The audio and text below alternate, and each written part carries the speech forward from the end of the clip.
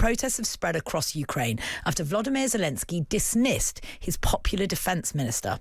Thousands gathered to demand the reinstatement of Mikhailo Fedorov, a 35-year-old tech wizard who has been partly credited with Ukraine's recent successes in its war with Russia.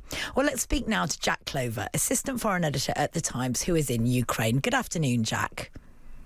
Good afternoon. Hi. Thanks so much for speaking to us, Jack. First of all, can you just explain to our listeners who might not have been following this story why exactly Fedorov was fired? Well, a conflict had erupted between Fedorov and Alexander Syrskyi, who is the head of the Ukrainian armed forces. He's a kind of battle-hardened general who was trained in the 80s when Ukraine was part of the Soviet Union. So they were basically been rowing for the past few weeks or even months over procurement and priorities for the front. Fedorov wanted to put all the money into drones, and Syrskyi said basically, no, we still need to rely on some elements of conventional warfare. We still need artillery shells, and we still need men in dugouts on the front. And so that's kind of these clash of these personalities led to a moment when Zelensky had to make a decision. Someone's got to go. We can't have the defense minister and the head of the armed forces arguing relentlessly during wartime. And in the moment, he decided to go with Fedorov, which is very unpopular amongst lots of young people. It's really hard to imagine, Jack, people in the UK protesting at the firing of a defence minister. What was it that made him so popular, particularly, as you say, amongst young people? Well, this goes beyond the personality of Fedorov. He basically represents what in Ukraine we can call the post-Maidan generation. So Maidan revolution in 2014 arguably is why all this is happening. And it's what Ukraine is fighting for, in a way, other than fighting for their homes and their families and to stop kind of Russian aggression.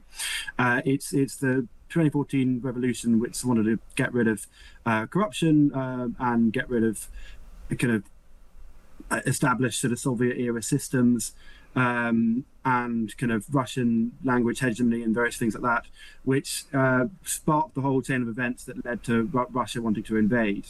Fedorov was part of that generation that really innovative in tech companies and in civil society after that revolution. And so, yes, people are angry about the sacking of one individual, but it's also about it riles a whole generation where someone who represents that generation is kind of pushed aside in favour of an old system which many see as corrupt and needing changing. So it's about perceptions as well. Jack, it's the second time in just about a year that people have taken to the streets to protest decisions by Volodymyr Zelensky. How unhappy are they with his leadership at the moment? I think that it's mixed within Ukraine. I think that the majority of Ukrainians understand why they haven't had another election because of the martial law and because of the wartime. I think Zelensky's popularity has fallen dramatically since the beginning of the war, but I also don't think that it's at a kind of catastrophic level. I think for a lot of people, he's still, when at wartime, we don't like him very much, but he's still our man. And there was a lot of rallying around him when he was being kind of quasi-bullied by Trump last year. So I don't think this is a dangerous challenge to Zelensky in terms of his future. It's a challenge for the war, and it's a challenge for the war effort and which direction it's going to go in. Will they prioritise unmanned systems and drones, or will they stick with the old guard in order to not alienate the military leadership? So that's the kind of dichotomy and the dilemma that Zelensky's facing. He himself has told his own MPs that he wanted to sack both of them, but he couldn't do it at the same time. Yeah. And I think that's probably what's going to happen, because Syrskyi's not made himself any allies in this. He reached out to commanders today saying, oh, please, this is from one report, but they said that please take videos of yourself saying how much you support me. And that kind of behavior is not becoming of a decorated general like himself. But it is dangerous, so whoever does replace Syrskyi, if he goes, it's hard to see who can command that kind of respect of these old sort of battle-hardened commanders from different brigades. So it's an inflection point for the war effort, and a lot of young people are angry.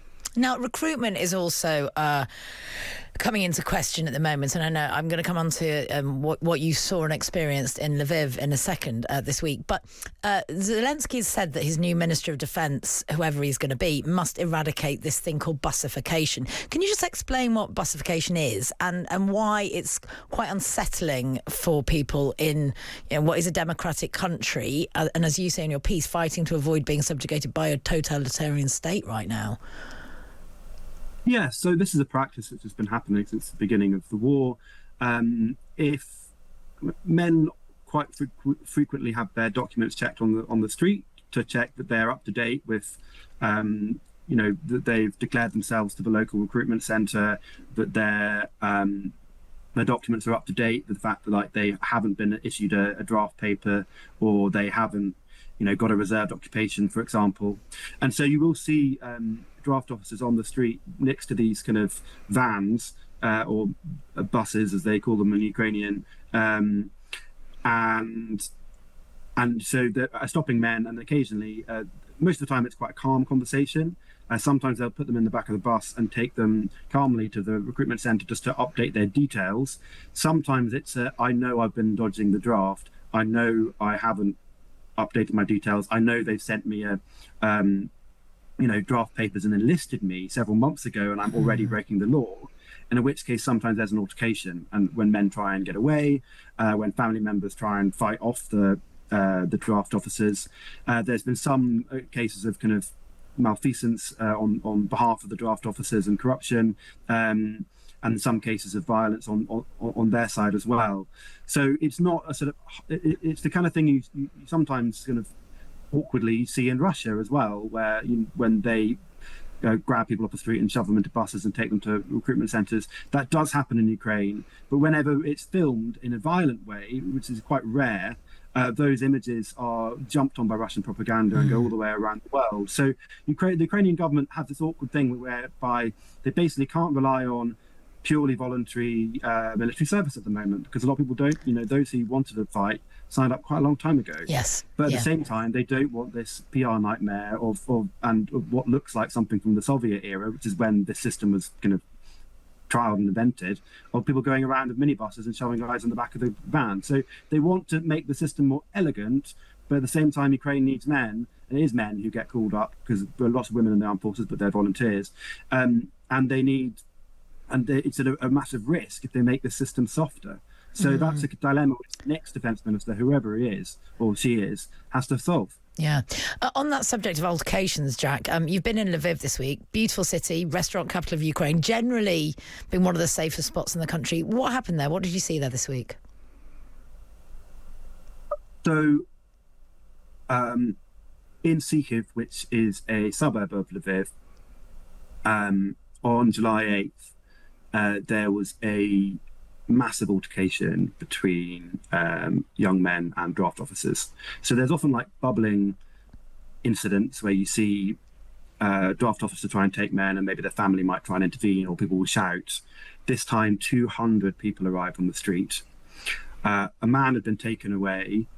The officers were attempting to take two other men away, and this crowd of young people basically said no, or bring back the other guy, is what they were saying. And that kind of violence, they ended up overturning one of the draft officers' cars, jumping on it, stamping on it, smashing the windows. The videos of this went all the way around the country, and obviously lots of people from Lviv serving in the front and were pretty angry about that. Look at these guys at home who are acting kind of, they might say, like cowards. But then also at the same time, there's a lot of sympathy with those who are trying to kind of evade the draft, or trying to have more mature conversations with draft officers, because there's been a few cases of them using excessive force. And so there is a lot of people waking up in the morning at 6 a.m. I mean, I went to see him a couple of days ago to talk to locals about how this all happened, and they were saying how they'd had enough of having guys waiting not just outside the building on the street, but inside their stairwells of their apartment blocks at 6 a.m. waiting for the guys to come out of their flats. Because there are a lot of men who have basically been living in hiding for years now, if they've been trying to avoid the draft. So they've been the draft officers are having to come up with more novel ways of catching these guys. But at the same time, it's very intrusive into people's lives. And it's a constant reminder that there's a war going on. If it's not enough of a reminder when the other men are coming back either in coffins or with serious injuries. Yeah. Jack, is there a sense that patriotism is waning slightly, or just that the country's running out of men? There's definitely not a waning in patriotism, in the sense that everyone knows they're at war and that we need to keep fighting it, because they know what will happen if Russia pushes Ukraine back. But there's disagreements about how best to wage it. There are kind of generational divides over why aren't we prioritizing tech and drones, even on frontline roles, for evacuation, but also for combat on the front, over humans. Because we can then make this war sort of focus on it being asymmetrical. This is what Fedorov was saying yesterday after he was sacked, day before yesterday. And why are we still going around like it's the Soviet Union, throwing guys into the back of the van and sending them to the front into kind of gruesome assault units if they don't want to be in? Why don't we offer them kind of contracts where they voluntarily go and serve in parts of the armed forces they want to go and serve in? So it's about practice, and it's about the intrusion of the state. It's not really about people not wanting to, about kind of patriotism as such. But at the same time, people don't want to die. You know, lots of men don't want to. What they see in some of these units, it are lots of men coming home in coffins. In other units, not like that. There are other units where there's a whole waiting list of people wanting to join them because they think that they're well run. So it's a management problem, and this is basically what the Fedorov protests are about as well. It's like, we want a kind of pro-life, young, forward-looking military leadership. We don't want people relying on kind of meat grinder tactics, or that's how they're perceived of the previous generation. Well, it is going to be a problem for an incoming Defence Minister to solve, that's for sure. Thank you so much for your time this afternoon, Jack. It's always fantastic to speak to you. That is Jack Clover, Assistant Foreign Editor of The Times, who is currently in Ukraine.